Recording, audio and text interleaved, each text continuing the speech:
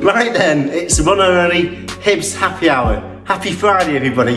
What we're going to cover this week on the back of making an elderberry spice syrup is an elder sour. What we've made in a lovely little bottle, spice elderberry syrup. Check out this for the recipe. We need bourbon, 3/4 of a shot of the elderberry syrup, 3/4 of a shot of either a lemon or a lime, and that's what makes a sour. This is optional. We are going to use an egg. Get your cocktail shaker and fill this with ice. Got a mixture of ice here. Put in a couple of balls and some crushed ice, because that's really going to make the egg whites froth and really give that head. What we're going to use is a coupe glass to really show off that head. 2 shots of the bourbon. I've got a shot already of the lemon, so I'm just going to pour that in there.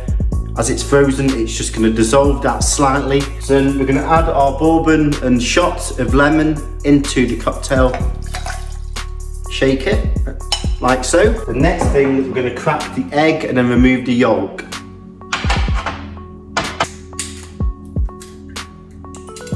So then we're going to add the egg white into the cocktail shaker, 3/4 of a shot of the elderberry syrup.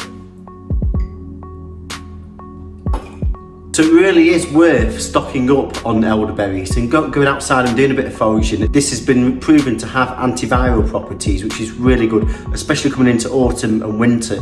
Got all our mixture together. We're going to really now give this a really good shake.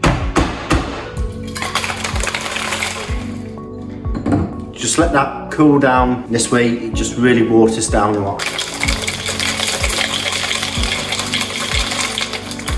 So now here we have the elderberry sour. This should really have a lovely head on this.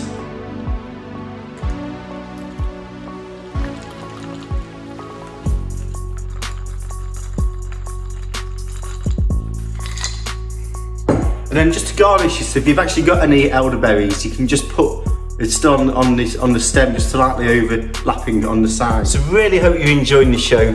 Make sure you subscribe. Lots of other cocktails, lots of other videos. You can also see my other channel with all my recipes, including foraging. Really, you must check that out.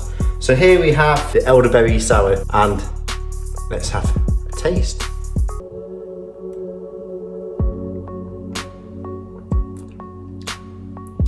Wow, that is really nice, lovely.